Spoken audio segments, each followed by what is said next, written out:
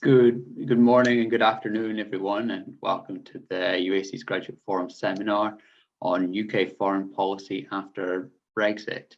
So this is the next of our online seminar series, and we will be recording it. So if there's anyone who would rather not have their content shown or anything we can edit before we post the video, please do just let us know.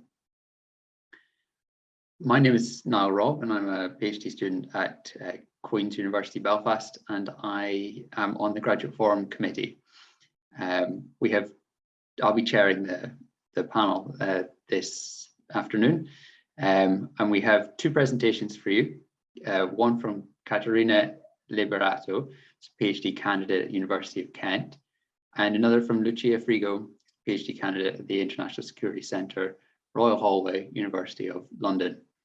Each are going to take about 20 minutes to present their work, and then Dr. Joris Larik from the University of Leiden will give a response as discussant.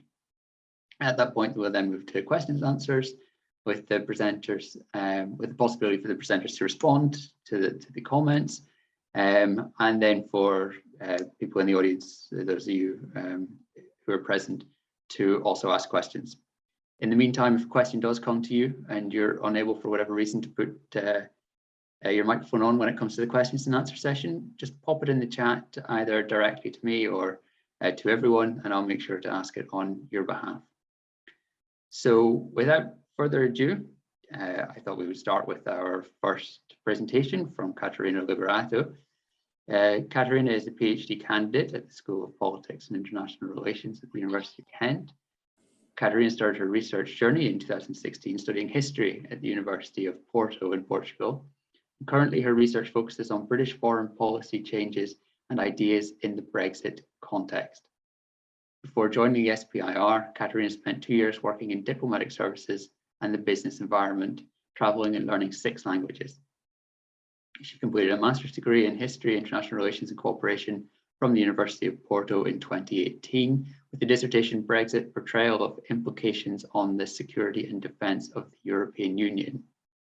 This morning, or this afternoon, she is presenting her paper, Truly Global Britain, the Vision for the United Kingdom during the Brexit Process, which forms part of her wider thesis project on the topic of the journey of global Britain, foreign policy changes in the Brexit context. So without further ado, Catarina, if you would like to start. Thank you so much. You did your research. Perfect. So I don't really have to lose time presenting myself. So thank you so much for everyone for being here today, this morning.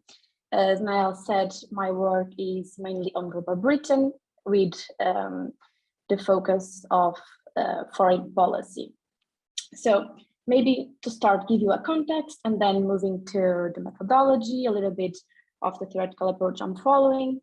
And then after that, I can present you a little bit of my preliminary findings, since this is part of my PhD. So it's also, it's always an ongoing process. But to start, we obviously have to start with Brexit, right? So Brexit, as you know, the referendum happened in 2016. And what I argue is that, yes, the referendum happened in 2016, but this is actually a process. And it's a process that is ongoing at least until 2021. And what happened in terms of foreign policy was actually that after the result of the referendum that most of the people and most of the political elite was not really expecting, there was this need for this necessity for a strategic plan for UK foreign policy and for the future of the UK as not being a member of the EU. So without the strategic plan decided or before the referendum, what happened was that UK entered this foreign policy identity crisis, and this kind of led to this main dilemma and debate in the public discourse about what is the post role for the UK in the world without being in the EU. So that led to something that I call, and it's known as the narrative of global Britain. So everyone started to talk about this narrative of global Britain. Theresa May was the big actor to bring this name and this expression, this slogan, as many said, to the table. And the question here, and what I focus my work in, is really try to understand what is this global Britain. So what is the role for the UK? What is the strategy for the UK after Brexit in terms of foreign policy? So guiding you through a little bit my motivation and my research questions. So we have this idea of global Britain, and my thought was really try to understand this operationalization process. So, okay, we have this idea, but how can this idea be transformed into foreign policy and then into a political action that eventually will have a huge impact in the international system, right? So the question was really, what is the meaning of global Britain? What is the meaning of this idea? And to understand, maybe you can think, okay, but what is the interest? What is the big contribution of trying to understand this slogan? It's just an expression. But actually, other authors, and we see in the literature that since 2016, 17, after when this term started to be really prominent in the narrative of and political discourse in the UK, we really started to see research about the importance of understanding this concept, not only in the academia, with Dado, Sanders, Niblet, for example, but also in the think tank world with a lot of reports.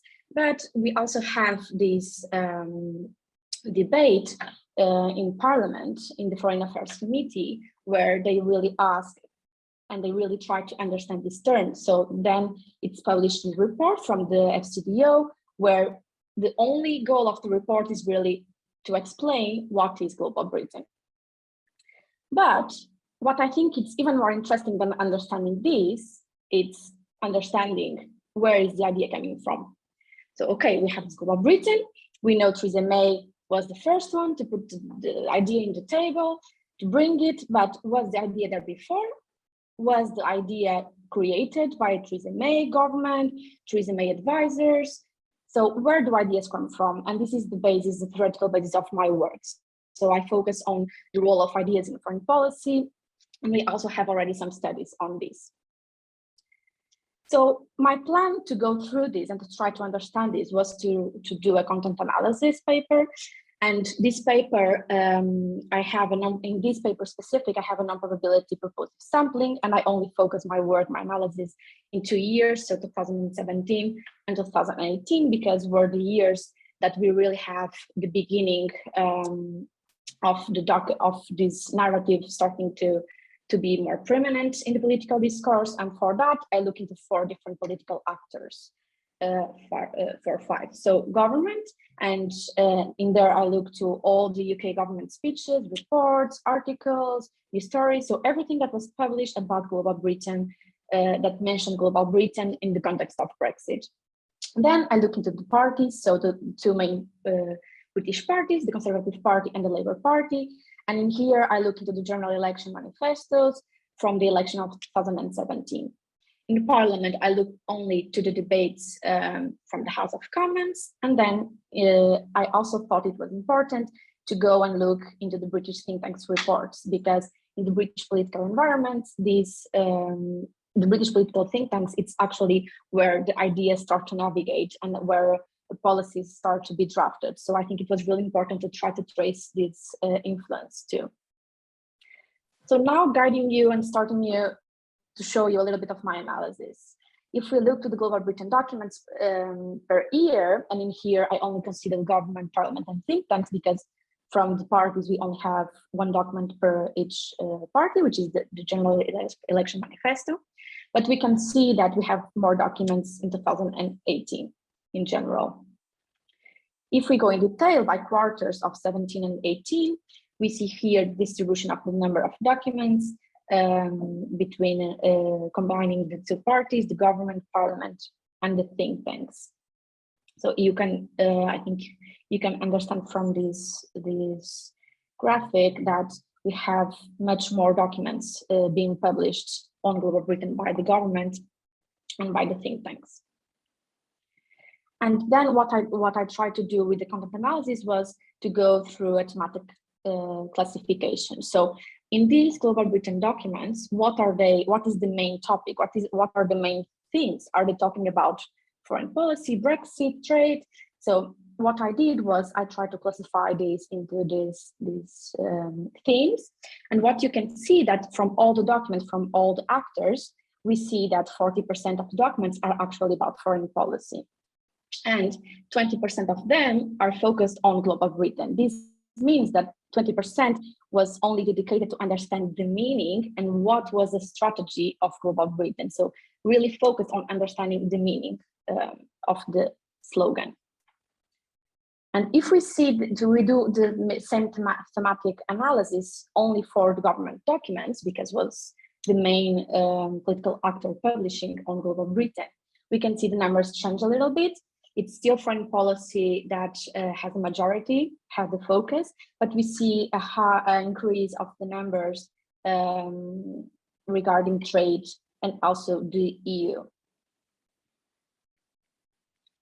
So now explaining a little bit what each political actor kind of tried to communicate. When we look to the government, we have Theresa May as a prime minister, and we have Boris Johnson and as her foreign secretary. So for Theresa May, she keeps saying, I want us to be a truly global Britain. Global Britain must be free to strike trade agreements. So she focused a lot, her narrative, on trade, economy, business. And Boris Johnson, as foreign secretary, she actually in February 2017, when everyone was still asking, but what is Global Britain? What is the meaning of this? We need to do a report to understand the meaning of this. He was saying already super clearly that Global Britain was really a program to help explain people outside UK, but also inside the UK, that Britain had a lot of capacities to thrive in the world and to influence the world. And he has this amazing expression that goes, and when he says, it's not leaving EU, actually, Brexit is re-entry to the world. So their vision is not UK as an isolationist power, leaving the EU, try to be isolated from Europe or the world. They keep saying, we are leaving the EU, but we are not leaving Europe, and we are still, we still want to cooperate with our neighbors in Europe, but we also need to explore the world. If we go to the parties, so as I told you, I looked to the two main political parties, the general election manifestos, and what I would expect initially, or what I was expecting, maybe you might have a different opinion, but I was expecting that this idea was really something coming from the Conservative Party. So Theresa May was proposing this term, advancing this idea. So I thought, yes, this is going to be something from the Conservative Party. And actually, in the manifesto, we have a whole chapter on Global Britain. And the idea, what they do is really mentioning this idea of the identity of global nation, being a leader in the world, in international institutions. This expression of global champion of free trade keeps appearing through all the documents. And it's also about cultural values. And for my admiration, when I go and look into the Labour Party manifesto, they also have a chapter on Global Britain. So at this point, Global Britain was not really a thing from the Conservative Party only, it was also something that started to navigate and to influence the political discourse across the party, so across ideology. And the Labour Party focused their chapter on Global Britain in three main topics, so diplomacy, defense, and development. When I go and when I started looking at the think tanks reports, I looked to many of them, and I would expect, honestly, that think tanks reports would have an active influence in the government political discourse. So I also thought that Theresa May had picked this idea maybe into a think tank report.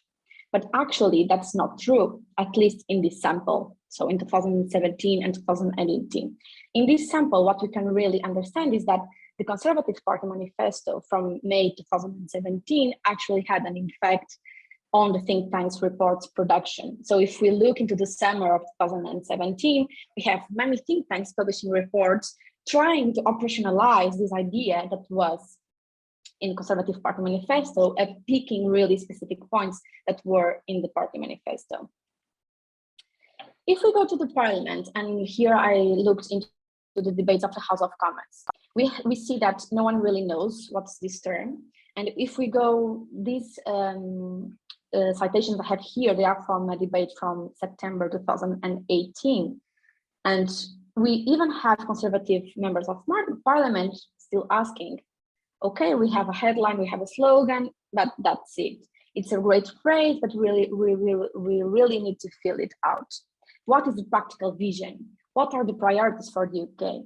We have concerns that Global Britain is just another of those follies. We don't make friends and gain influence by telling everybody how great we are.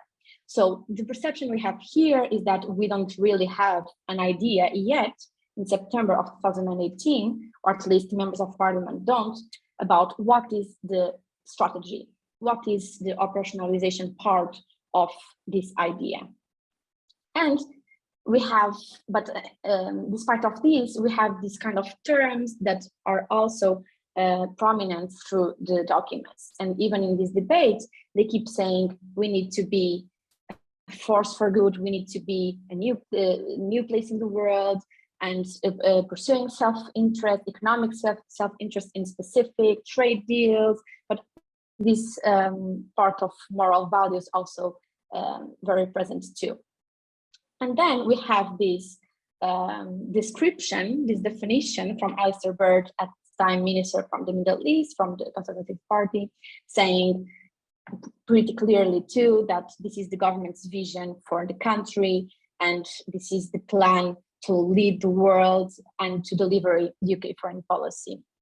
And that, in this case, he highlights the fact that the UK needs to strengthen the bilateral relationships and trade agreements, and not only in the world, but also with important regional bodies. So, tracing Global Britain, what I did, as I show you, and try to now systematize a little bit, was really go through the years, try to see in which months we have documents. Here you can see we have documents from these actors in almost every year. In May, in June, we have the general election, so with the manifestos published in May. And then in 2018, we have a higher concentration of documents.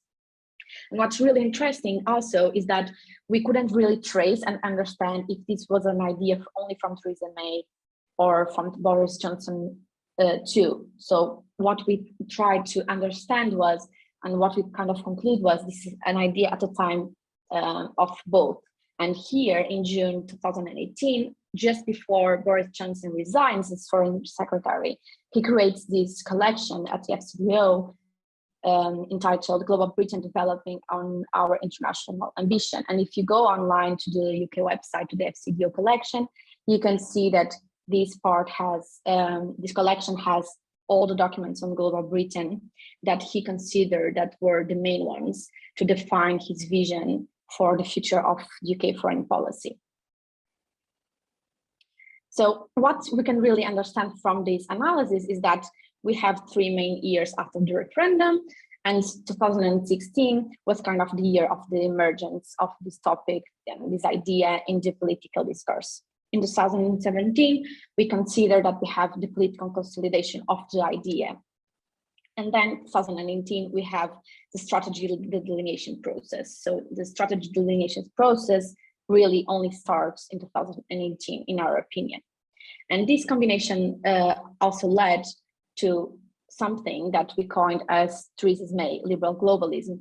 And I recently did a paper with Professor Richard Whitman about this, where we go through in detail what is this Theresa May liberal globalism, but I can give you the 6 main characteristics of this, which is being a multilateralist approach, having a multilateralist approach to face these global challenges, that UK needs to be a more authority in the world. We also need to be very attentive to the global economy and global trade, but also take the lead in international institutions and develop other international alliances. They also believe that it's a lot about imposing democracy in the world, and in the end, of course, having a global reach like the Americans, and try to maintain and even endorse the special relationship with the US. And now you ask me, okay, your analysis is about 17 and 18, but what about Boris Johnson? So until today, what we know is that actually with the general election of 2019, this election and this change in the governance brought a degree of stability, not only in the negotiations, but also internally, a little bit initially, because he really put forward this idea that he would fulfill Brexit and get Brexit done. And that kind of facilitated a set of trade agreements. So we believe that that kind of stability also led to the preparation of the actually strategy for foreign policy, Global Britain strategy, that was actually fulfilled in the integrated review of 2021, the review of security, defense, development, and foreign policy. So this only in 2021, we have clearly defined objectives that are guiding not only the government, the parliament, but also the civil service.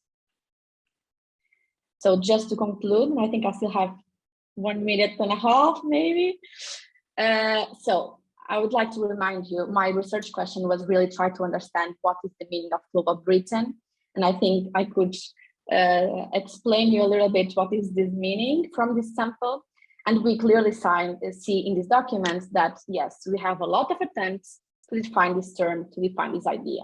But actually, we don't really have in this sample a tangible foreign policy or even an established strategy direction. These will come later in 2021 with the government of Boris Johnson.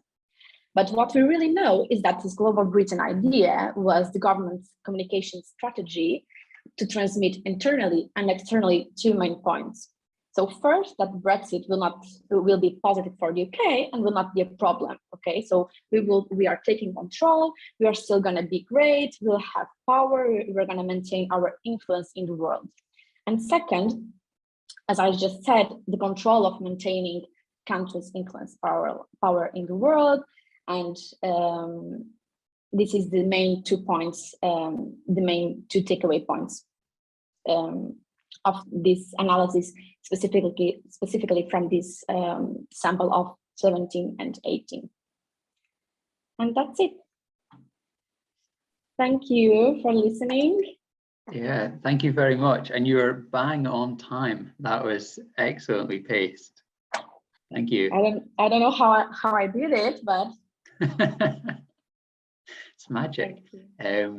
So thank you, Catarina, and then I think we'll just move straight on to Lucia's presentation. So Lucia Frigo, by way of introduction, is a first-year PhD student at the Department of Politics and International Relations at Royal Holloway, University of London, where she sits in the Centre for International Security. She holds a master's degree in law from the University of Trento, Italy. During her degree, she has studied at Queen's University in Belfast and at Carleton University in Ottawa, Canada, where she specialised in international security and intelligence studies. Her presentation this afternoon, Euro-British External Security Cooperation Against Non-State Threats, forms part of her thesis project. So Lucia, if you want to take it away. Fantastic. Thank you so much for the brilliant presentation. And yeah, I'll just share my screen. So yes, as you brilliantly said, I am on my first year and this is part of my PhD thesis. So obviously everything that I will be presenting today is very much in tentative terms, and which is why I really look forward to your feedback. And also obviously my preliminary findings will be, might be sort of less in amount than Catarina's ones, but they're more in theoretical terms so far. So going to my presentation, my research looks at the way the United Kingdom cooperates with the European Union in contrasting threats to its security coming from external non-state actors.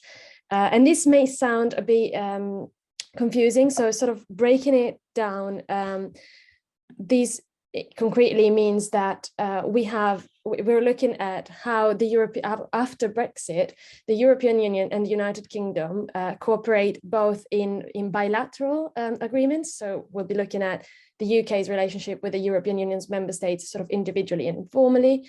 We'll be looking at multilateral forums as well. Many have been built since 2001 to contrast, for example, international terrorism, but also we will be looking at the UK's involvement and relationship with the European Union's frameworks established in the Common Foreign and Security Policy. And this will be our main core of our analysis. Obviously, when we look at external security, we are talking about foreign security policies, which might mean a variety of activities that states and government put forward. We decided to focus on two case studies. The first is that of intelligence sharing, because we know that in the global environment, states have sort of realized that the myth of self-reliance, for which every state can gather intelligence that is sufficient to know everything about any non-state actor that could pose a threat, is long gone. So states do need to cooperate in sharing intelligence. And the second case study is directly following this, and is that of targeted sanctions against these non-state actors. And really the way this is framed is that targeted sanctions are here seen as the operationalization of intelligence. So intelligence is here put in practice, in action, and measures are taken against these potential threats. So we have, for example, asset freezes or travel bans, or the prohibition to satisfy claims towards these non-state actors. And this leads us directly to what we mean with non-state threats and non-state actors. The decision to not nominalize them here is on purpose. We want to be able to focus on what the states put in place rather than on the objects. So we will be looking equally at international terrorism, groups that are targeted for that reason, or for terrorism financing, but equally, for example, at groups that have been putting forward cyber attacks towards both entities. One final remark, we have chosen to discuss external security cooperation rather than, so as opposed to internal security, which is what in the European Union is looked at in the area of freedom, security and justice. And this is done on purpose. Rather than opposing common foreign and security policy with freedom, security and justice, we have decided to look at the sort of easier pillars of external and internal security, which allows us to resonate on what Bruges defined as a security continuum. So we know that international terrorism, equally terrorism financing and cyber attacks are not necessarily external threats or internal threats. They are put on this spectrum, and reasoning in these terms allows us to conceptualize it in a way that is more inclusive of all concerns. But as targeted sanctions are taken towards foreign individuals, businesses and groups, we sort of tend towards that external side of the security continuum. So going really deep into the research problem, why would we conduct this research? We have a very important balance, which is the United Kingdom still has the need to cooperate with the European Union. Terrorism, cyber attacks, they remain shared threats, and the EU and the UK maintain the shared interest in contrasting them. But on the other hand, they at the moment have no formal agreement to do so. The Trade and Cooperation Agreement only established in part provisions with regards to internal security cooperation. So that regards, for example, replacing the European arrest warrant in the UK. And so what is the internal security cluster? Whereas nothing has been established with how the UK will pose to the common foreign and security policies of the European Union. Obviously, at the moment, there are informal agreements taking place bilaterally between states. And this is always the case, especially in intelligence cooperation. They pose the sort of the basic standard for for some activities to continue taking place. But there is a second balance that we felt was important, and that is due directly to the nature of the two areas of case study that were chosen. Having chosen intelligence cooperation and sort of the operative side of this, which is the imposing of targeted sanctions, we have chosen to look at areas that are inherently cooperative, because as we said, in intelligence, we can no longer self-rely, so states can no longer expect to do everything in-house. With regards to sanctions, they have to be shared and adopted among states if they want to be effective. You know, one thing is for a businessman to see their assets frozen in London, whereas a different effectiveness is had if their assets are frozen in London, in Brussels, in Luxembourg, and in potentially 27 and 28 states. So not only we have this need for cooperation that is inherent, but also we have chosen to look at case studies that are preemptive in nature. This means that they are security measures taken before the individuals and the businesses and the groups that are targeted are sort of put in front of a court's judgment and before they are sentenced guilty. So in highlighting this particular aspect, there is a second balance that emerges, which is the necessity to balance the national security imperatives, the necessities to take action towards these individuals and groups, and on the other hand, the protection of the fundamental rights of these individuals. And although at a first glance, this might seem sort of disjoint from the idea from the balance of cooperation, we have seen that it is not that far. And I say this because the European Court of Justice has been extremely stern in the past in upholding its standards for fundamental rights protection, even in areas that are formally under the control of states, you know, the areas of national security. It did so both with a focus on sanctions, for example, with the Caddy case, where the European Court of Justice properly changed the system in order to uphold the fundamental right to property, to effective defense, or in other cases that would be for the freedom of movement. But it also did so in the area of intelligence gathering and intelligence circulation. There were cases such as Privacy International, which directly interest the United Kingdom, in which the European Court of Justice really went into the data collection and told the states, you cannot just collect all of this bunch of data. There have to be some criteria have to be met. And so we can see, and we are already starting to see, for example, with regards to the EU-US security cooperation, times where the European Court of Justice holds or puts it on stall cooperation due to concerns that its own standards for fundamental rights protection will not be met or will not be adequately addressed.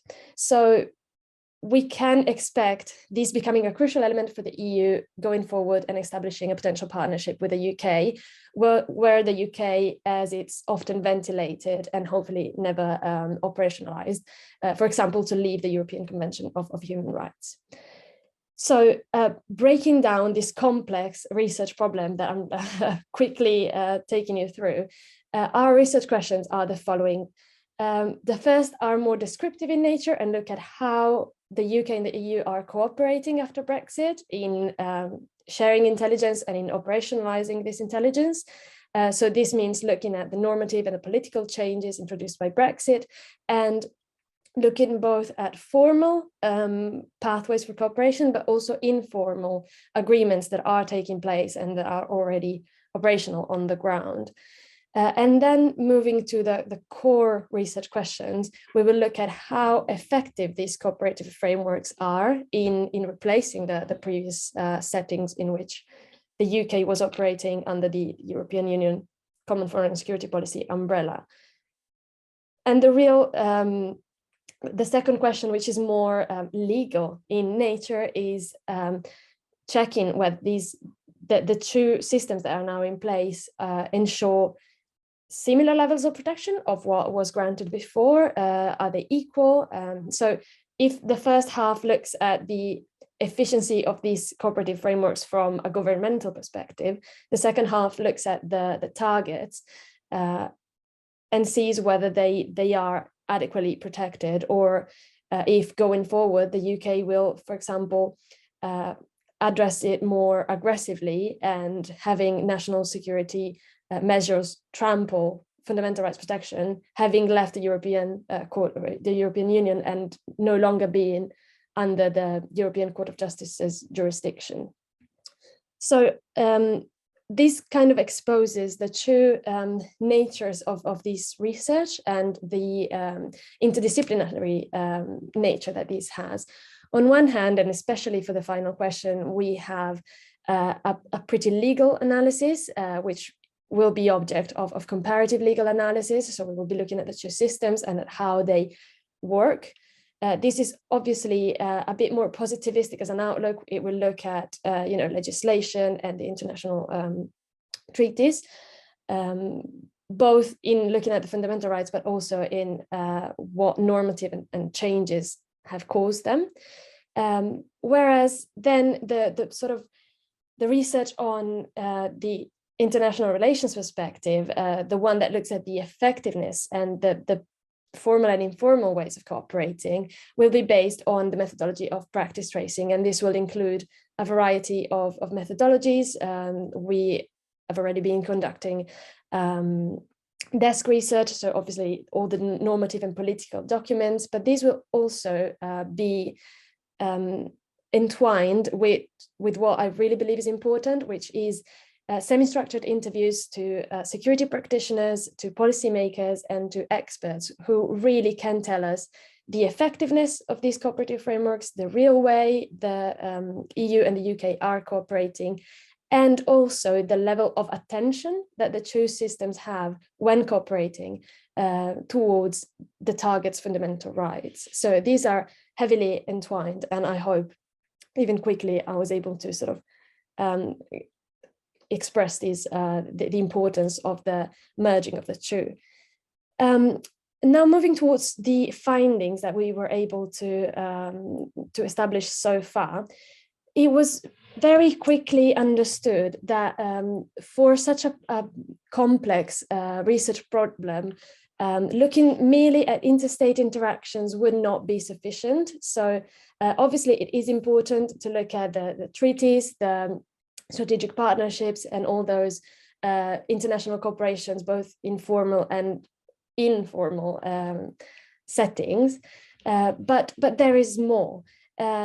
Adopting merely an interstate lens would really cut out the important contributions that the bureaucratical level has, and even more so the interpersonal level has. So the theoretical framework that has been established to reflect this is a three-layered approach in which we will first look at the interstate level through a liberal institutionalist perspective, which highlights not only the agency of states, but also the agency of supranational organizations such as the EU, or international organizations such as the UN, NATO, or even the OSCE, with what concerns, for example, sanctions. And this is important because it really highlights that long-standing agreements, both in formal and informal settings, enhance trust among states and generate new drivers for cooperation. So alongside the domestic demands for enhanced intelligence-based cooperation and external pressures, which could be, for example, why not ISIS pressing on the south coast of the Mediterranean, for a silly example. There is also a new driver that liberal institutionalism calls cooperative momentum, and that is making cooperation more advantageous by remaining in it, by enhancing the standards, the shared norms, and even so the expectations that state can have towards each other. this liberal institutionalist view is rich with constructivist perspectives, but it still allows the legal analysis to take place in a sort of positivistic view. And then moving to the interagency level, we will be looking obviously at the legislative acts, so what the governments sort of allow these agencies to do and the freedom of movement they have. But we will also adopt network theory and the practice turn, which was mentioned before, because we found how important it is in the European system, and I mean here at the regional security, to look not only at the hierarchical relation that agencies have with their own governments, but also at the horizontal role they have in being nodes of some sort of shared governance and interstate governance. So we've really seen how, and intelligence studies are increasingly recognizing the role that agencies have in bringing forward this cooperation and in enhancing the future informal role of agencies. And then finally, within the communities of practice, we will approach the topic with, again, the practice turn and especially knowledge circulation theory. So we'll be looking at how the communities share intelligence, but also share ways of doing. And this is important because it gives us some expectations with what's going to happen next. And I'll be super quick because I think my time is finishing. And that is the following. If we adopt this theoretical framework, what are we going to test then with our empirical work? Well, at an interstate level, the expectation is that obviously Brexit has created problems in the intergovernmental work. This has been declared as early as 2017. We are seeing this because the United Kingdom is no longer, for example, participating in INTSEN. We have the United Kingdom has limited access now, extremely limited access in the intelligence that is shared instead broadly in the European Union. So obviously the cooperative momentum has reduced significantly. But in the long term, we can see the necessity for new formal settings to arise. Until then, bilateral frameworks will work just fine. But then it is likely for the UK to wish to reacquire those significant benefits that it had in participating in all the EU-based forums. And in order to do so, according to this theoretical framework, there will be the need for the UK to act as a trustworthy partner, and this is going to happen if the UK respects international treaties. So this is already put in danger with the whole story on the Northern Ireland Protocol, which might seem entirely far from intelligence cooperation, but it does have some deeply rooted links in terms of interstate trust. And secondly, it will happen if the UK maintains and continues having this legislation that is compatible to the European Union's one. For example, domestic and democratic oversight of intelligence, judicial and administrative reviews of targeted sanctions, in order to maintain those standards that we have mentioned earlier, which are crucial for the European Union to then desire a partnership that is formalized. So this is an expectation that can have some sort of negative connotations, and it looks at the long term. But here is where the micro levels, the interagency and the practical, the practitioners level really come in, because according to network theory, for example, the bureaucracies have a tendency to resist change and as they are embroidered in this network, they are going to likely act as stabilizers. So we're going to see them trying to maintain as much as possible, and to the degree where they are allowed to do so, operational mechanisms that worked for them. And what is more important is we are going to see some potential lobbying of these agencies towards their governments in order to re-establish those mechanisms that they have inevitably lost. In intelligence studies, there have been some very important findings in saying that international intelligence cooperation tends to occur and to be maintained and to work better when it is initiated by agencies rather than by governments. So if this lobbying were to happen, it is likely to be successful, and it is likely to bring to extremely functional cooperation. Finally, what can we expect when we're analyzing the micro level of the communities of practitioners and the interpersonal relationships that are established?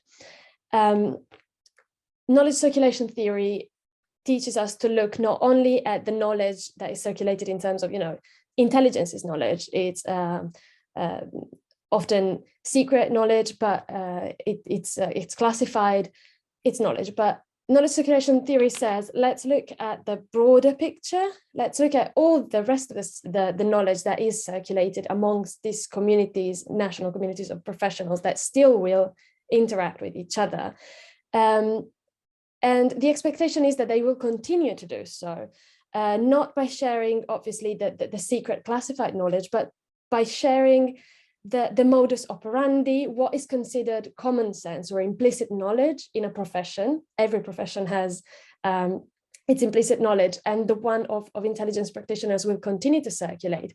They will continue to circulate their technical language, their ways of doing things, their best practices.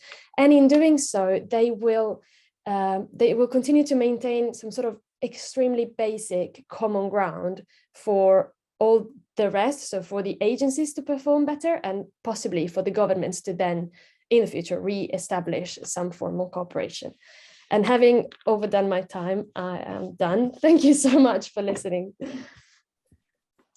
Thank you very much. That was fantastic. And yeah, thank you to both speakers as well for their great presentations. Now we have very kindly been joined by Dr. Joris Larik, who's going to give a response as discussant. So Dr. Larik is from Leiden University, and his work focuses mainly on EU external relations law, with work on foreign affairs and global governance. He has worked on Brexit and worked in Washington, DC on a Fulbright Fellowship on Brexit and transatlantic relations in 2017, and recently completed a research fellowship at the Netherlands Institute of Advanced Study on EU and UK post-Brexit trade policies. He's also written about EU-UK post-Brexit governance and dispute settlement. So I'll pass over to Dr. Larik, who will give a response. Thanks, Niall, and thanks also for organizing this, for having me at this, to Niall and Felice and Emily from UACES. I think this is a great kind of forum also to get to know the new generation of scholars that thankfully exist, because there's really so much work to be done on the legal and political issues of post-Brexit EU-UK relations. And yeah, I was very happy to read the two papers by Catarina and Lucia respectively on this. Maybe now can you tell me about how much time should I stick here? Because I can keep talking with feedback stuff, but I mean, perhaps 15 minutes if you cap yourself there, and then there's a bit of time before you have to leave, that there can be a bit of back and forth as well. Absolutely, yeah, and if there's also immediate responses from the two authors, I'd also like to hear them. So I'll try to stick to that with some main feedback points that I had for each paper. So let me jump back to Catarina first. Truly Global Britain. And I really enjoyed really reading both papers, because one is more of a project outline, and this is a standalone paper, which I think can really make a huge, can be a very valuable contribution to the discourse. Really fill a gap in the literature. Certainly a paper I would like to quote once it's out. I could imagine many other people would find this highly quotable. To make it, let's say, even more quotable and really even punchier, I have a few feedback points. Maybe one isn't a very original one, but I think it really needs to be very clear what your own main argument is in the paper, because you make very many insightful points based on original research about Global Britain, but it oscillates a bit between, on the one hand, as you say, I think in the conclusion that it's not really fleshed out yet or didn't meet expectations, there's no realistic explanation, whereas in other parts of the paper in the discussion you mentioned, oh, actually, especially in 2018, there was some meaning attached to Global Britain. So there's this general criticism that we've seen among many scholars in the beginning, and other politicians had a totally empty phrase. I think you counter that narrative, how there is meaning attached to it. It means specific things, or it has come to mean specific things through these debates that you analyze in 2017 and 18. And those are important takeaways. So maybe we can't just say anymore, it's totally empty. That could be your main argument. It's up to you which one it will be. But I think that needs to be very clear in right at the start of the paper, in the abstract, in the introduction, and then coming back to it in the conclusion. And that can be normatively neutral. We might agree with it or not, what Global Britain means. But it has. I think what I take away from the paper is that it has come to mean a number of things, especially this idea of Brexit doesn't mean isolationism, doesn't mean closing in on itself. So, and that leads to my second point. Let me just problematize perhaps a bit more what function Global Britain as an idea also serves in the whole political Brexit discourse in the post-Brexit life in the UK. So to link it a bit more strongly to the main themes of the Brexit campaign, which were, I think that's what I take away from what I've seen myself and from the literature, was mainly about immigration. That really took over the campaign then a bit about parliamentary sovereignty, making your own laws. But that together, I think for the Brexit supporters, always ran the risk of being off-putting to whoever's, let's say, not in favor of closing the borders or closing yourself off from the rest of the world. So in a way, as part of a campaign strategy, and this is maybe a more cynical way of looking at this, a more kind of Machiavellian way of looking at it, but I think it seems to me quite plausible. Global Britain is this kind of antidote that makes Brexit look cosmopolitan, whether you agree with that or not. But it's for those who are criticizing Brexit, leaving the EU as, okay, this is xenophobic driven, this is isolationist. This was kind of the antidote for that, saying, okay, no, actually, it's about widening our horizons to the world.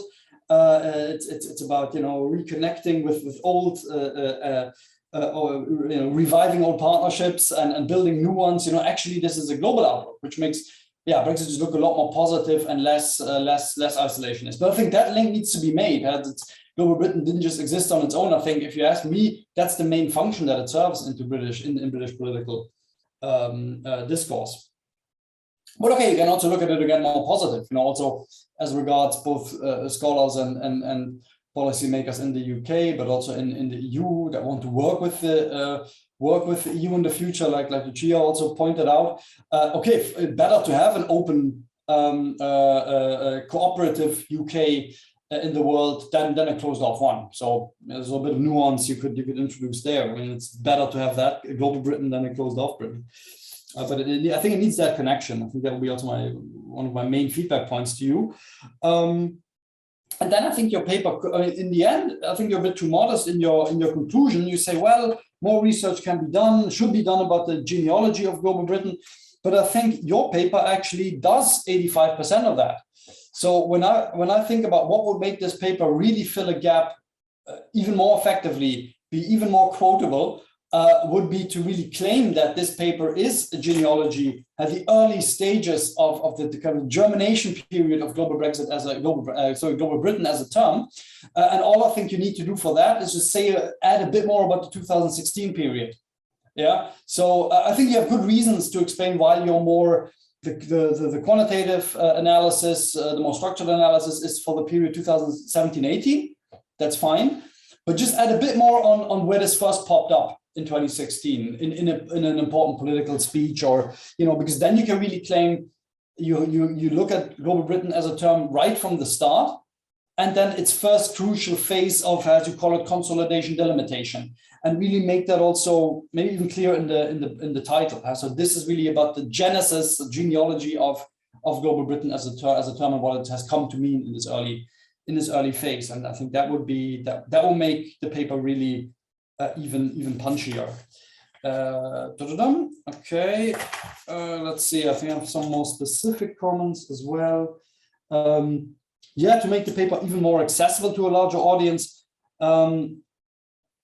If you want to do that, explain it a bit more, the methodology a bit more, dumb it down, let's say, for non-political scientists like myself and others, what you mean by some of these terms. I think for political scientists, some of that is perhaps really clear. The what was it called? In your approach, the non-probability sample or something like that. Your terms like that, just explain them a bit more if you want to do that, if you want to make this more accessible to a wider audience. But I think it is also a paper that's very valuable to larger audiences. I do have one theoretical point as well. You mentioned specifically neoclassical realism, which is fine, but it's a bit counterintuitive to me, because if you have Global Britain as a concept, as an idea, let's say, then I'd gravitate towards constructivism. That's obviously the theory that puts the most money on ideas in being important. And then you quote Alexander Wendt as well, or you refer to him. So that could be a bit clearer. Like I think you do talk about constructivists, but why the focus on neoclassical realism? But maybe that's something you can explain here as well a bit more. Maybe I misunderstood that, or no. A structural point as well. But again, maybe there's, it's just suggestions. Take those on board that you think are useful for the paper. But now, to me, it would seem a bit more logical to perhaps start with the quantitative part. So this is kind of Global Britain being used generally in the discourse. We see how you have some nice statistics also then about how when it's being used more and by whom and with which themes, and then maybe turn to the granularity of what people are actually saying about it, the quotes and also, yeah, one of your findings is that there was this, you distinguish between the consolidation and delineation period, but that's fine. But in the way you present, in the way you structure the section on tracing Global Britain, you already subdivided according to those two themes. So it seems a bit like that conclusion has already been made when presenting those findings. So yeah, it's maybe just a minor point, but it seems like, okay, you've already done that in the way you structure that section. Anyway, so if you want, you can just move these things around. I don't think you need to change much more, but that will make it a bit more logical. Maybe one caveat to add to the thematic classifications is that maybe you've done that, but it's just not clear to me entirely that some of these terms aren't mutually exclusive.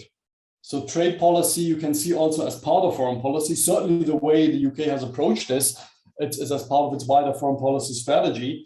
And trade and economy and business also would seem to overlap to some extent, which is okay, but maybe just to mention that it's not mutually exclusive. Yeah, and I think that, one more thing when we talked about, just one thing to jump back to, have a more critical assessment of Global Britain, or a more problematized one would be what I was missing a little bit was also the importance of the Anglosphere. That was mentioned, I think, at least something that stuck with me in the discourse, that at least some prominent British voices, I think Daniel Hannan in particular, go on and on about this as Brexit as an opportunity to reconnect with English-speaking nations and maybe the Commonwealth. I think the term Empire 2.0 was around there for a while, although I think that turned out to be a joke. That wasn't particularly funny. But that we can, to maybe at least make reference to these terms as well, which we can and should look at quite critically too. So, okay, Global Britain open to the world, cosmopolitan, but if it just means basically reconnecting with your former colonies or people that talk your language and look like you, is also something that we can problematize.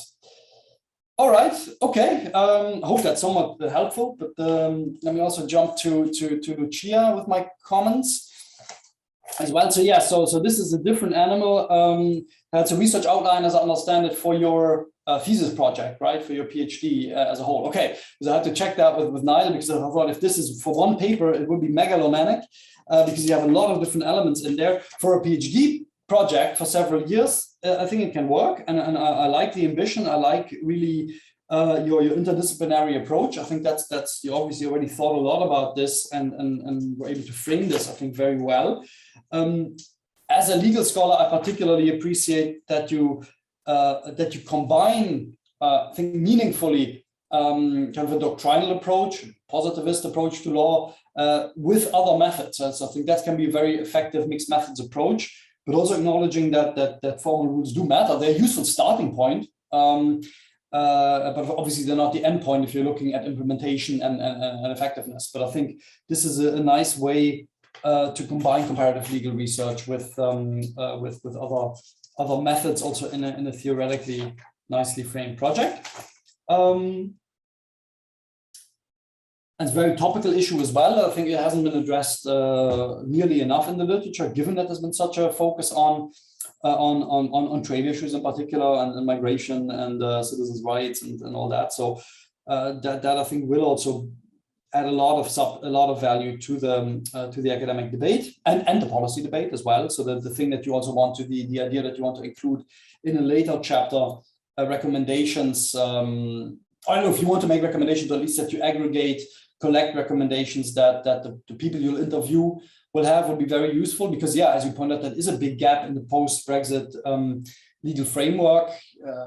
Is this foreign policy collaboration that's just missing entirely. Nonetheless, and that brings me to the TCA. I think you mentioned it in the presentation more than you did in the outline that I've read. But yeah, the TCA does have a whole part on judicial cooperation in criminal matters, which relates to cooperation and intelligence sharing. I think data protection is also something that's mentioned in the TCA. So we've acknowledged that a bit more, that's at least in there. And that often the line between internal and external security is quite blurred. I mean, yes, you focus on the CFSP, and that's fine. But we see that, but then again, if you say that you also want to take into account or interview people from agencies, I guess you mean also Eurojust, maybe Europol, which also do collaborate with third countries. So in that sense, they are part of EU external action in that way. Maybe that's something to at least to be acknowledged. And maybe one interesting thing from the TCA that, and you mentioned the European Convention on Human Rights in your presentation, but please also take that on board in the research outline and in the future thesis. The TCA presupposes or requires that the UK remain a party to the ECHR. So if and it has this trigger mechanism that if the UK denounces the ECHR or generally shows systematic deficiencies in the area of rule of law, which, lacking fundamental rights protection in the area of targeted sanctions could qualify as, then that might have consequences under the TCA. At least that you can suspend that part of the TCA about judicial cooperation. So there's an incentive for the UK to also in that area to stay pretty close to the EU's standards. Then on your comparative approach between the EU and UK, maybe one thing that could become clearer, because I think what you might end up doing is also so in addition to just comparing, you're not comparing the EU and UK just as a snapshot, I guess, but really as how they develop in the coming years. So in that sense, it's also a kind of a longitudinal study, which will be very interesting, I think, in terms of tracking whether there's divergence between the EU and UK in these areas. We've talked a lot about, we are still talking a lot about regulatory divergence in the area of trade, but I haven't heard as much about divergence in terms of fundamental rights standards and ways of operating in sanctions and intelligence sharing. So that would be very interesting to see. Even, and you're absolutely right in pointing out that there's a presumption of similarity between the two. Maybe that could be even stronger, especially with regard to case law, because what I was wondering about regarding your chapter structure was had as a more descriptive one about what has UK-EU collaboration be like while the UK was still a member? I think that might also include a section on what has the case law been, just to summarize. There's plenty of legal scholarship you can rely on there, but that will be what was the situation kind of pre-Brexit. But that also means there won't be any case. I mean, of course, UK fundamental rights standards were fully aligned with those of the EU, because otherwise, and very important to clarify also in your thesis that sanctions policy is really run by the EU, not just for political reasons, but also economic reasons, because it relates to the internal market freedom. So individual member states of the EU simply cannot have an autonomous sanctions policy that way. So that's a freedom now the UK regained, being out of the EU, when it will also then have its own case laws as legal challenges then against the UK measures. So before it just was, it wouldn't have made sense to challenge UK implementing measures of sanctions adopted by the EU, because you would just, as in the Cardi case that you mentioned and others, you just need to challenge the EU measures directly, because that's where that came from, the legal obligation. But that's things you can just point out and summarize in the thesis, but then it will be very interesting to see if there's divergence or not afterwards. And even if you don't find that there's divergence, that's still a very interesting finding, I think, because it raises questions. Okay, maybe one question would be what was the point of Brexit also in that particular regard if they stay so close? On the other hand, though, it's good news, because again, a bit similar to what I was saying to Catarina, if normatively speaking, if we end up with a global Britain, post-Brexit Britain that just throws all fundamental rights protection overboard and doesn't coordinate with the EU or other international partners, that's maybe bad news just for foreign policy collaboration in general. So in that sense, a lack of divergence is good news in some ways. The minor point is you talk about effectiveness, but then sometimes in the outline I saw you switch to efficacy. I know IR scholars have all kinds of, and regime scholars, all kinds of different definitions for that. So it's good to stay consistent with that and maybe be clear about what definition you adhere to. Two more quick points. Yeah, you said the CJU has been extremely stern. I think in principle, yes. In practice, not always. If you see that, for instance, Mr. Cardi had to wait more than a decade to be delisted, actually. So I have, again, that I can do via email. I have a lot of literature on targeted sanctions from legal scholars that I can recommend to you, which points that out, and as well as that you can use for the summary. Final point, I think this is a big, ambitious project. I think if you wanted to do one very topical spin-off, even if it's just kind of a first take, a little case study, I think a paper on the UK's and the EU's approaches to sanctions against Russia would be extremely interesting, because that's now the first case, or one of the first big prominent cases where both did that separately, because post-Brexit. So maybe that would be a nice, interesting first case study, a quick article.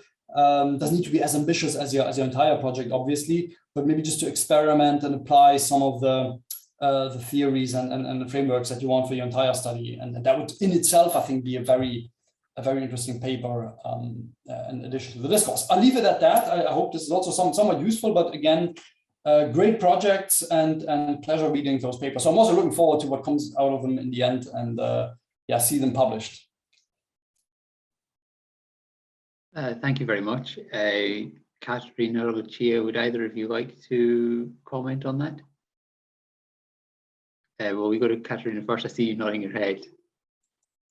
Okay, thank you so much. Honestly, this was the more detailed feedback I have received on this paper. So I'm really grateful that you really took the time to give me all this feedback, which is really good. And I agree with almost everything, not with one thing, which is, but maybe because I have this spoiler alert already, which is the part where you say I do the 80% of the work of explaining the global period, and I should be maybe more bold saying that I'm actually creating the genealogy and explaining the germination part of the concept, because so this is part of my PhD project, right? And my PhD project is exactly, my aim is exactly to do that. So to go back in time and do this genealogy of the term. And I say, and it's true that actually this is a term that starts to appear in the political elite, Theresa May and after Brexit, but what I really believe in is that this term was already here before. So this term is coming from before. And if we, now that I'm already doing my research for my PhD, I could understand that even in 2004, 2005, we have these debates on House of Lords talking about this idea of global Britain. We have documents from the 90s. So I honestly think this is built in something else, and it's not just something that appeared with Theresa May. But I think maybe I can transform this and try to modify kind of the narrative of the paper and actually say, yes, it's a genesis of the term in the Brexit context. So with Theresa May bringing it to the table again. Yeah, and I think that's the main, thing I wanted to address. And then I have like some questions, some answers for the questions in the chat, but I don't know if you want me to go through that now, Niall, or I mean, if you would like to, but maybe we'll give Lucia an opportunity now, and then we can ask some questions perhaps. Thank you. I will be very quick because I do agree with most, I think pretty much all of the observations. So thank you again, Joris, because it's most of them are yes, notes that resonate with me. And just a very quick comment on your idea of a topical spin-off. That would indeed be extremely interesting, and it also links back with your idea of sort of tracing the divergence and not only doing a snapshot of the legal analysis as it was, in 2021 when Brexit finished, but in keeping it against Russia. The UK has adopted somewhat sort of a cheeky measure by which they take 90 days or up to 180 days to adopt EU sanctions, just sort of copy pasting them into their own legislation, and then sort of that gives them 180 days to finding that to meeting that evidentiary threshold, to getting that intelligence and that information to sort of support them as their own. So we're definitely going to see something quite interesting with regards to sanctions against Russian oligarchy and elites. So yeah, I'll let you know. So yes, in the chat we had a couple of questions for Catarina during her presentation. So they were from Dixon, who since had to leave, but we'll hopefully get to see the questions be answered in the recording. So Global Britain, why not Global United Kingdom? What is the inclusion of Northern Ireland in the Global Britain slogan? And what is global about Britain? And how does Britain see African states in the era of Global Britain? So you said that you had some responses to that, Catarina, if you would like to address them. Yes, I can try. I mean, was not really the focus of the paper, and it's really interesting because we actually have I have been in a conference last week, and one of the papers was really about this. So why is Global Britain? What it's about Britishness, Englishness, kind of idea, and I don't really have an answer for this, right? Scientific answer, but my opinion would be really that it's not with a purpose of excluding Northern Ireland. So we have the Great Britain, right, and we have England, Wales, and Scotland, and then we have the sovereign state. We have these three nations, and then we have the sovereign state of the United Kingdom. And so I don't really believe, and I believe this question was a bit in this line of a provocative way regarding the Northern Ireland and how this is included in the Global Britain slogan. But I don't really think that this was made in purpose to exclude Northern Ireland, even regarding the ongoing negotiations at the time of the protocol that was only then confirmed in 2019 and then applied in 21.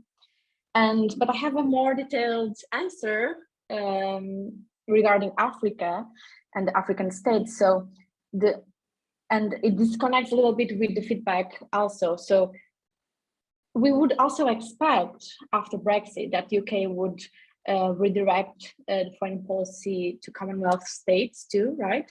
But we couldn't really see that directly, not as a foreign policy strategy, but only with some bilateral and smaller agreements.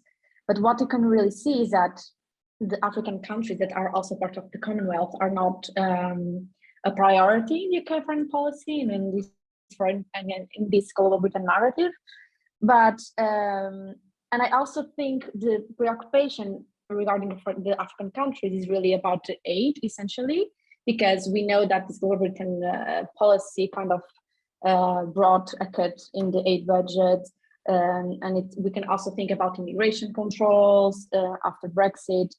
And I think it's just a redirection of strategy in terms of trade. So kind of maybe the budget and the attention that was being put in the African countries for trade investments ended up being redirected to the Indo-Pacific, right? And we can see that pretty clear in Global Britain Review and in 2021. But this was not really what I looked into this paper. So I'm sorry if I don't have more detailed answers, but I think they are really good questions, and it's definitely something I should consider when I'm doing my research and looking into these topics. Mm-hmm. Do we have any questions in the audience for our presenters? If you want to raise your hand or just unmute and show your camera or however you want to do it, and ask your question. Barish, I see that you've raised your hand. Yeah, thanks, Niall, and thanks also for the presentations, which are really helpful and insightful. So I have questions for both Catarina and Lucia, if I may. So first of all, I was wondering, my question to Catarina is that how serious, in her view, is the UK government in its commitment to this idea of global Britain? I ask this because, you know, the UK wants to be, you know, an outward-looking nation, building new opportunities and new alliances and rebuilding its old alliances, and have this, you know, ethical vision of spreading freedom and democracy. And Liz Truss calls this as the network of liberty, which I find quite similar to some of the ideas that were raised during Tony Blair's you know, ethical foreign policy time. But recently, a Foreign Affairs Committee reports, you know, in the House of Commons, released that, you know, basically, and this was in the context of the UK's withdrawal from Afghanistan, the UK government, you know, basically fails to shape or respond to some important global problems or some regional problems. And in this case, this was Afghanistan, but it was quite, you know, quite damning, the report, because it said, you know, the Foreign Office wasn't serious. They were on holiday when the British forces were withdrawing from Kabul, and they haven't been, you know, open when we asked them questions. They were not, you know, open to give us the insights that we wanted. And so there were problems about accountability as well, on top of the political leadership issues and coordination problems. So I was wondering, given that the UK government has been criticised quite severely by the Parliament and by the public sometimes on the basis of lack of political leadership, lack of accountability, lack of you know, carrying some sort of values that are associated with democracy. How serious, in Catarina's view, is the UK government in its commitment to global Britain and this idea of creating a network of liberty?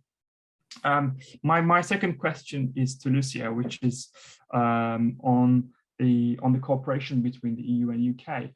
I was wondering if an issue such as, terrorism and measures to tackle it would make it easier for UK and the EU to find common ground, because it's at least on paper a global problem, something that affects, again, according to policy discourse, affects many people, arguably the whole humanity.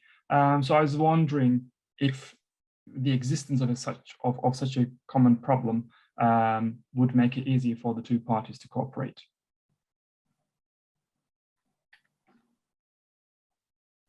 Should I go? Yeah, by all means. Okay, thank you so much, Boris. It's always an honor to receive comments from you and questions for you and to debate this with you. It's a really good question, because the link with that you did with Liz Truss and Tony Blair, it's really interesting to see, because if you start to trace foreign policy and kind of this inherited foreign policy, you can definitely see, and you can see that in the liberal globalism foreign policy goals, that mainly this is coming from not only the conservative governments before, so David Cameron, but also coming from Gordon Brown and obviously Tony Blair and the new foreign policy that he kind of introduced in the 90s. And it's much more based on this idea of contacts and bilateral contacts and agreements, and also in this matter of being an ethical power and having this responsibility of acting in the world.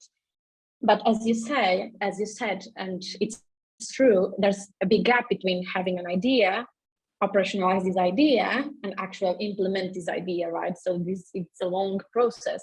And what I really think is that we have Brexit and we have this idea emerging in 2016 with Theresa May in the political discourse. And then it took them 5 years to actually have operationalization, so to have a strategy. So I don't think that it's possible for them to, after 1 year of this integrated review being published, so it was published in March, so a little bit more than 1 year, to actually being implementing the policy. I mean, they should, yes, concerning that it's the UK and it's foreign policy, so someone has to do something, and considering the world, right, and considering Afghanistan, considering Russian invasion of Ukraine, but I really believe that the integrated review kind of traced and created these guidelines for acting and for implementation, and now this process of implementation started. And the thing you said about stepping up as the global Britain and having accountability, I think the problem is really that we need to have an adjustment between the ideas and the capabilities for the implementation. And I'm not sure if that was done. So if the UK, to be honest, if you ask me, I'm not really sure if the UK has a capability, political and even practical, and in terms of budget and everything, to actually implement this global Britain strategy. But what I believe is that we're looking into narratives, right? And this is what, for me, it's so interesting, because this narrative of global Britain is also about something that we haven't mentioned here, which is managing decline, right? So it's the perception of others internally, but also the other countries, that UK is managing his decline, is maintaining his power. So I think that's why this narrative and these ideas of we are going to be a force for good, we are going to help the world, be an ethical power, they keep appearing in the debates. But and to add, just to finish, I think you can see a little bit of that in the Russian aspect, right? In the Russian invasion of Ukraine. So they are trying to step up, but we can see a gap between what is happening and what they say, and they communicate that it's the strategy and the interests behind the communication strategy. I hope I answered.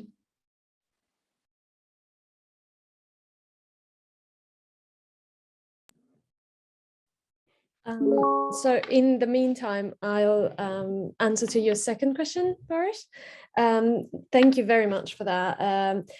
So on paper, yes, terrorism and threats that are so widespread and shared identically by the UK and the EU should help make cooperation smoother, or at least, in a functional perspective, they should both feel the equal pressure of cooperating better.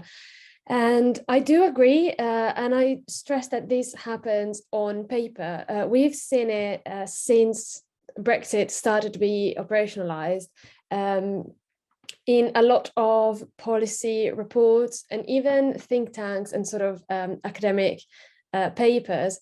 These emerges sort of this expectation that as it's such a shared threat, surely a way will be found to cooperate and to maintain the great ways of cooperating going.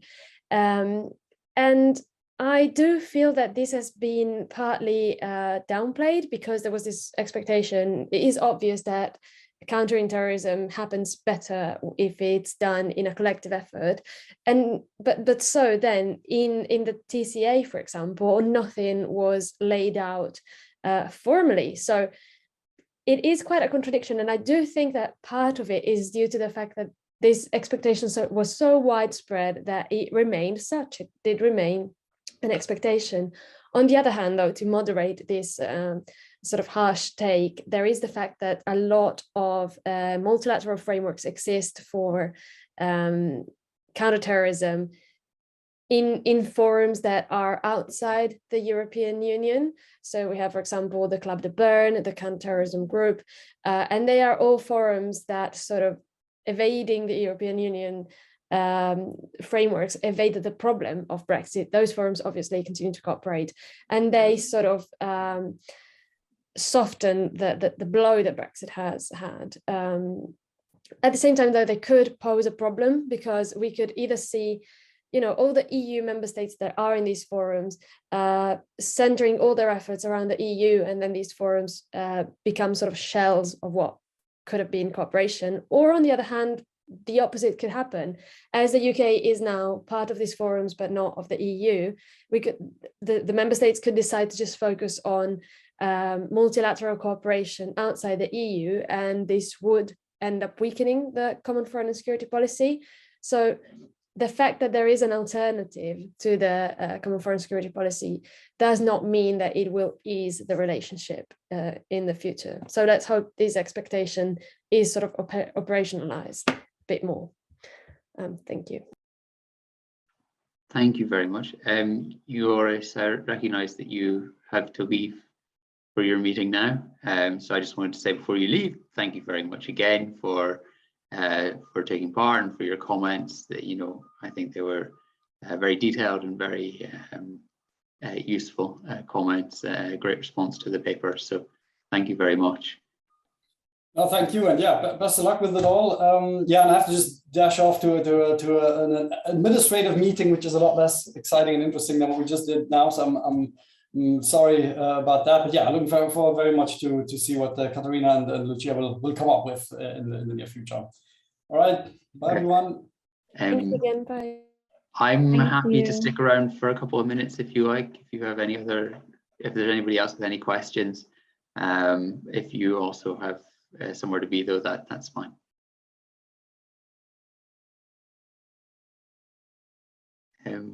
Just one thing that I had noted down, Catarina, from your presentation. Well, I had two things that I had noted down. The first was about the genealogy of the Global Britain idea. Just being aware that in the original European Union referendum, one of the slogans from the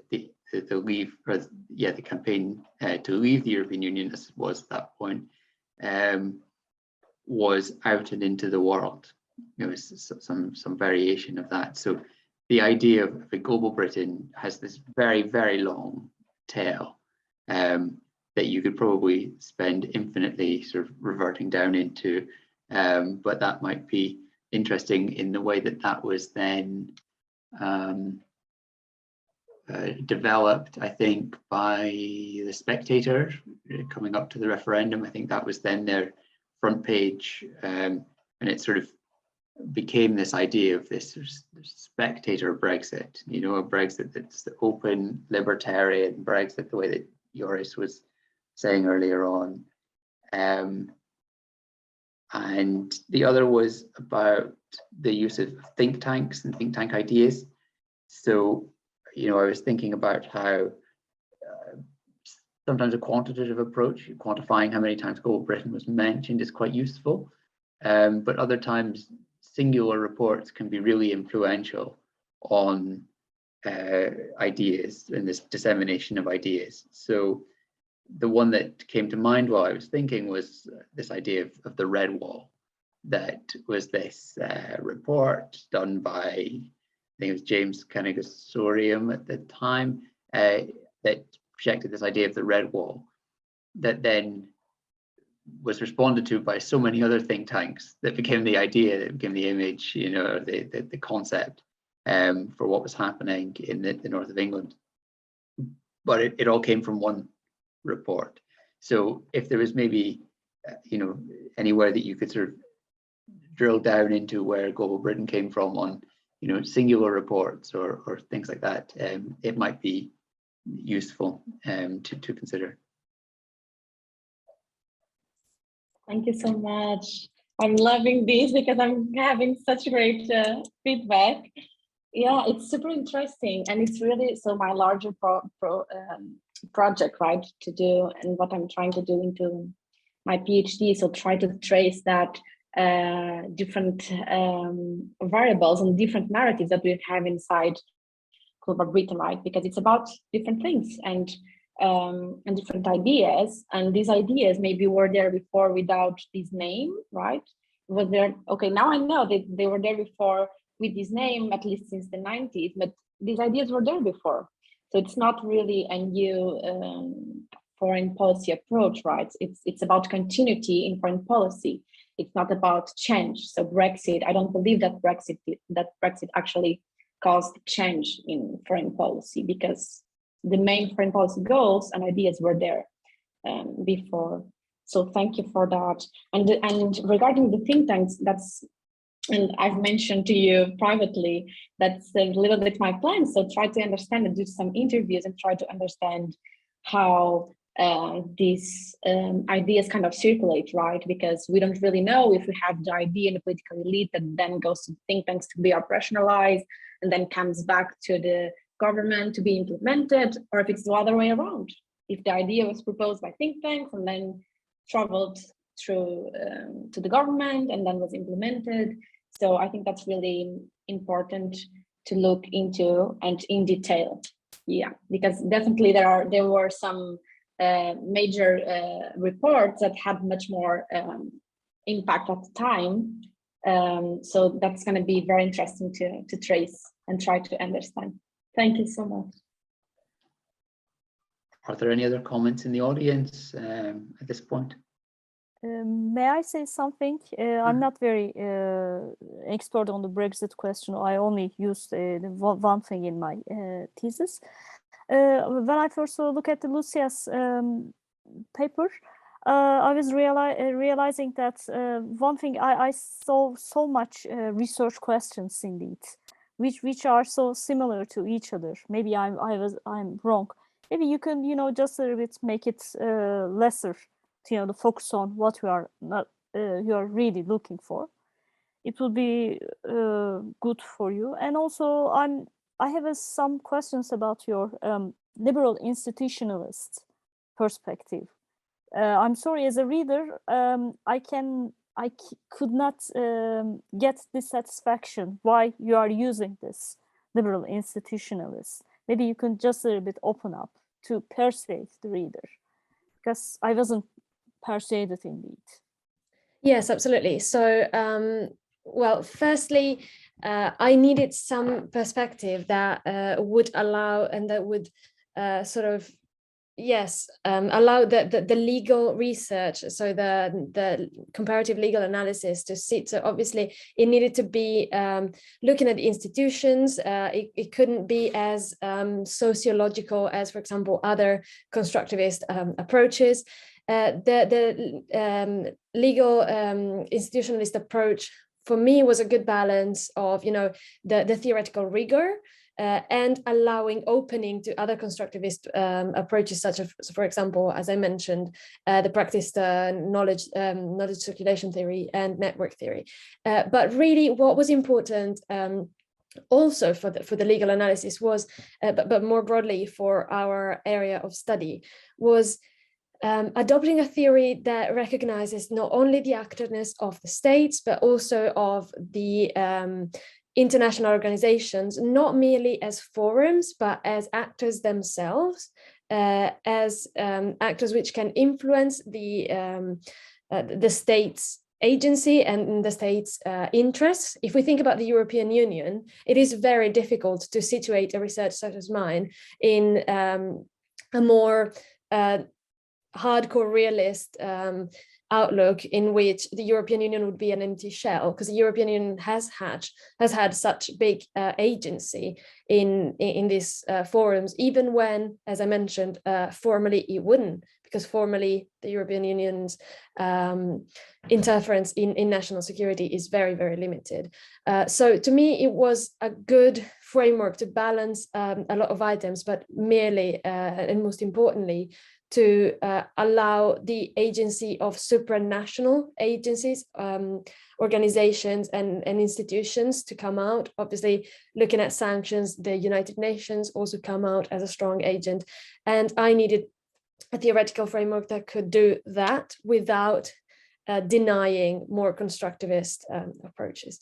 I hope that answered, and I'm really sorry to say, but I will have to go away shortly. So Okay, I hope that's fine.